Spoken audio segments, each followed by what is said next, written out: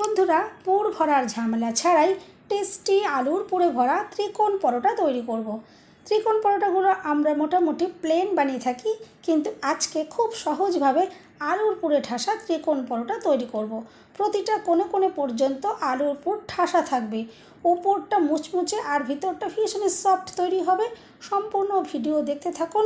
Recipe ভালো লাগলে like, share, comment ও subscribe করে পাশে থাকবেন।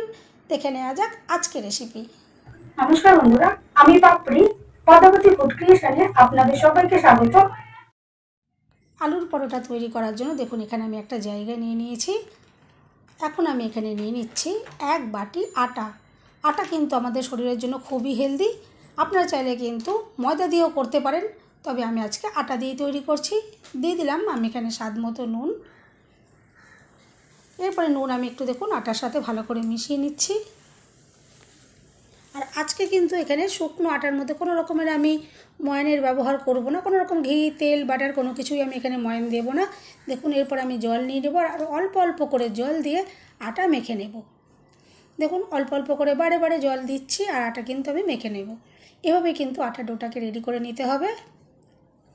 একবারে কিন্তু বেশি করে জল দিয়ে দেওয়া যাবে না, এভাবে বারে বারে অল্প অল্প জল দিয়ে দেখুন আমি আটা খুব ভালো করে মেখে নিলাম।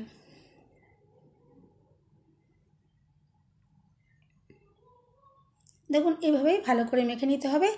এরপরে আমি এখন 2 চামচ সাদা তেল দিয়ে দিচ্ছি। এভাবে আটা আগে ভালো করে মেখে নিলাম, তারপরে আমি দেখুন এখানে 2 চামচ সাদা তেল দিয়ে দিলাম। আর এরপর আবারও খুব ভালো করে মেখে নিতে হবে। দেখুন খুব ভালো করে তেল দিয়ে আমি আটাটা এখন মেখে নিয়েছি। এরপর এটা আমি চাপা দিয়ে একটু রেখে দিচ্ছি, ততক্ষণে আলুর পুরটা রেডি করে নেব।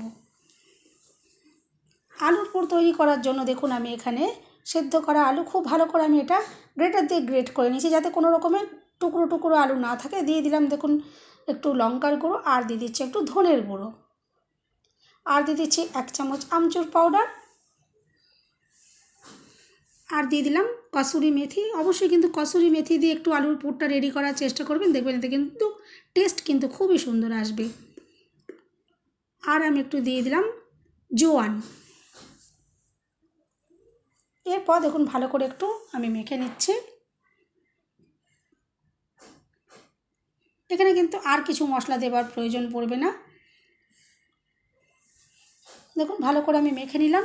আর এরপরে যাতে সুন্দর একটা কালার আসে তার জন্য আমি এখানে একটু কাশ্মীরি লঙ্কার গুঁড়ো দিয়ে দিচ্ছি। এটা কিন্তু দেখতে লাল লাগছে, কিন্তু এটা কিন্তু খেতে কিন্তু একদমই ঝাল নয়। এটা দেখার সৌন্দর্যের জন্য আমি এখানে ব্যবহার করলাম। আপনারা কিন্তু ঘরোয়াভাবে করলে এটা না দিয়েও করতে পারেন, কোনো অসুবিধে নেই। দেখুন আমি একটু ভালো করে মেখে নিলাম, আর কত সুন্দর দেখুন একটা কালার চলে এসছে। এভাবে মেখে নেওয়ার পরে সবার শেষে আমি দেখুন এখানে দিয়ে দেব স্বাদ মতো নুন। এরপরে আমি আবার একটু ভালো করে এটা মেখে নেব, যাতে নুন সব জায়গায় খুব ভালো করে মিশে যায়। দেখুন আলুর পুর কিন্তু একদম রেডি হয়ে গেছে।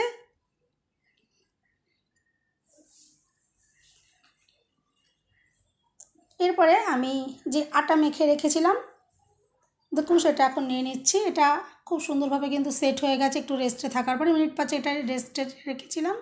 আর এখন দেখুন এখান থেকে আমি লেচি তৈরি করে নিচ্ছি। আমি মাঝারি সাইজের এখানে লেচি তৈরি করলাম, খুব ছোটও নয় আবার কিন্তু খুব বড় নয়। এভাবে দেখুন লেচিগুলো রেডি করে নিয়েছি। আর এরপরে গুঁড়ো ময়দা ছড়িয়ে আমি একটু বেলে নেব। আর এখানে রুটির থেকে একটু বড় সাইজের আর একটু পাতলা করে বেলে নিলে বেশি ভালো হয়। দেখুন আমি একটু বড় করে আর পাতলা করে বেলে নিচ্ছি।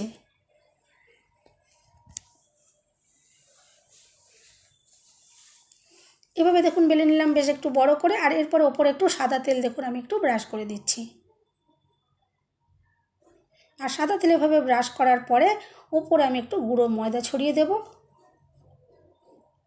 আর হাত দিয়ে একটু ভালো করে দেখুন এটা মাখিয়ে দিতে হবে, যাতে সব জায়গায় তেল আর ময়দা ভালো করে মিশে যায়। আর এরপরে দেখুন আমি একটা ভাঁজ করে দিলাম। আমি আশা করছি আপনারা ভিডিও দেখে নিশ্চয়ই বুঝতে পারছেন। আর এরপরে এই যে দিকটা আমি ভাঁজ করেছি এর ওপর দিকটাতেও দেখুন একটু সাদা তেল আমি লাগিয়ে দিচ্ছি। আর এখানেও দেখুন একটু গুঁড়ো ময়দা ছড়িয়ে ভালো করে আমি হাত দিয়ে মাখিয়ে দেব। দেখুন এভাবে আমি রেডি করে নিলাম। আর অবশ্যই কিন্তু তেল আর এই ময়দাটা এখানে দিতেই হবে। দেখুন দিয়ে আমি রেডি করে নিয়েছি। এরপর দেখুন ভালো করে হাত দিয়ে একটু আমি চেপে চেপে আটকে দিলাম। আর দেখুন একটা ত্রিকোণ পরোটার শেপ চলে এসছে। এরপর এটা আমি ভালো করে দেখুন বেলে নিচ্ছি। দেখুন আমি এটা ভালো করে বেলে নিলাম। আর এরপরে কিন্তু এখানে পুর আমি দেখুন ভর্তি করে দেব। আর খুব সহজভাবে কিন্তু এই পুরটা এখানে ভরতে পারা যাবে। দেখুন আপনারা একটু লক্ষ্য করুন ভিডিও, তাহলেই কিন্তু বুঝতে পারবেন। দেখুন এরপর যেখানে ভাঁজটা করেছিলাম আমি দেখুন এইখান থেকে কোণ থেকে দেখুন একটু খুলে নিচ্ছি। দেখুন সুন্দরভাবে এটা খোলা গেল। যেহেতু এখানে তেল আর এই যে ময়দা লাগানো ছিল সেই জন্য কিন্তু এরকম সুন্দরভাবে খোলা যাবে। আর তেল আর ময়দা যদি না লাগানো থাকতো তাহলে কিন্তু এটা কোনো মতেই খোলা যেত না, বেললে এটা কিন্তু আটকে যেত। আর যেহেতু আমি এইভাবে তেল আর ময়দা লাগিয়ে দিয়েছিলাম সেই জন্য দেখুন কত সহজেই কিন্তু এটা কি সুন্দরভাবে খুলে গেল, একটা পকেটের মতো সৃষ্টি হয়ে গেছে।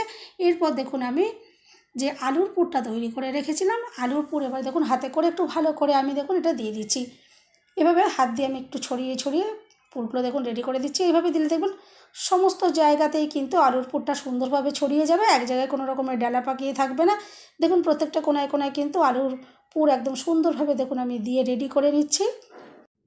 তাহলে দেখলেন তো কত সহজে বাটি না বানিয়ে পুর না ভরে এভাবে কিন্তু খুব সহজেই দেখুন আলুর পুর দিয়ে পরোটা রেডি করা গেল। বন্ধুরা রেসিপি ভালো লাগলে একটা লাইক দিতে কিন্তু একদম ভুলবেন না। চ্যানেলটা সাবস্ক্রাইব করে আমার পাশে থাকার অনুরোধ রইল। বেল বাটন ক্লিক করে রাখবেন, আমি যখনই নতুন ভিডিও আপলোড করব সঙ্গে সঙ্গে নোটিফিকেশান সবার আগে আপনি পেয়ে যাবেন। দেখুন পুর আমি সুন্দর করে দিয়ে রেডি করে নিলাম। আর এরপরে দেখুন যে সাইডের অংশটা একটুখানি আমি একটু জল দিয়ে আটকে দেবো। আর এভাবে দেখুন জল দিয়ে দিলে তাহলে কিন্তু যখন এটা পরোটা ভাজা হবে তখন কিন্তু একদমই খুলে যাবে না। দেখুন এই সাইডের অংশতে আমি একটু জল লাগিয়ে দিচ্ছি। আর এভাবে জল লাগিয়ে দেওয়ার পরে তারপর পরোটা দেখুন যে পাশটা খোলা রয়েছে আমি ওই সাইডটা নিয়ে এসে দেখুন এভাবে বন্ধ করে দিলাম। আমি আশা করছি ভিডিও দেখে আপনারা নিশ্চয়ই বুঝতে পারলেন। আর দেখুন একটু আঙুল দিয়ে এভাবে চেপে চেপে আটকে দিলাম। আর এরপর একটু আলতো হাতে আমি বেলে নেব। দেখুন এরপর একটু আলতো হাতে আমি বেলে নিলাম। এইভাবে সমস্ত পরোটাগুলো আমি রেডি করে নিয়েছি। আর এরপর একটা ফ্রাই প্যান খুব ভালো করে আমি আগে গরম করে নিয়েছি। আর তারপরে সেখানে একে একে পরোটাগুলো ভেজে নেব।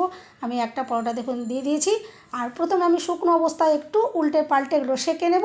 আর শুকনো অবস্থায় ভালো করে একটু সেঁকে নেওয়ার পরে তারপরে আমি এখানে সাদা তেল দিয়ে ভেজে নেব। দেখুন আমি দু পিঠ একটু সেঁকে নিচ্ছি। এভাবে সেঁকে নিলে পরোটাগুলো বেশি ভালো হয়। দেখুন আমি একটু কম তেলেও করা যায়। আমি দেখুন একটু সেঁকে নিয়েছি। আর এরপর দেখুন ওপর থেকে একটু সাদা তেল দিয়ে দিচ্ছি। আপনারা চাইলে এখানে ঘি বাটার দিয়েও করতে পারেন, কোনো অসুবিধে নেই।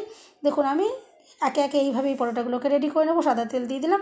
আর দু পিঠে সুন্দর কালার আসা পর্যন্ত আমি ভেজে নেব। দেখুন আস্তে আস্তে সুন্দর একটা কালার চলে আসছে।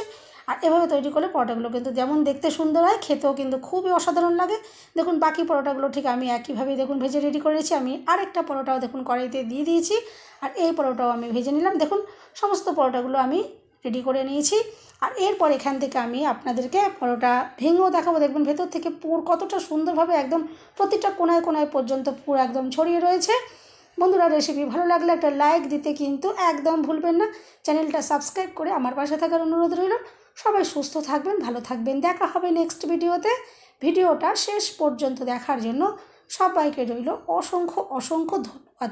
আর বন্ধুরা দেখে তো বুঝতেই পারছেন কত সুন্দরভাবে কোনায় কোনায় একদম আলুর পুর ছড়িয়ে রয়েছে। এভাবে ট্রাই করতে পারেন। আমি আশা করছি রেসিপিটা ভীষণ ভালো লাগবে।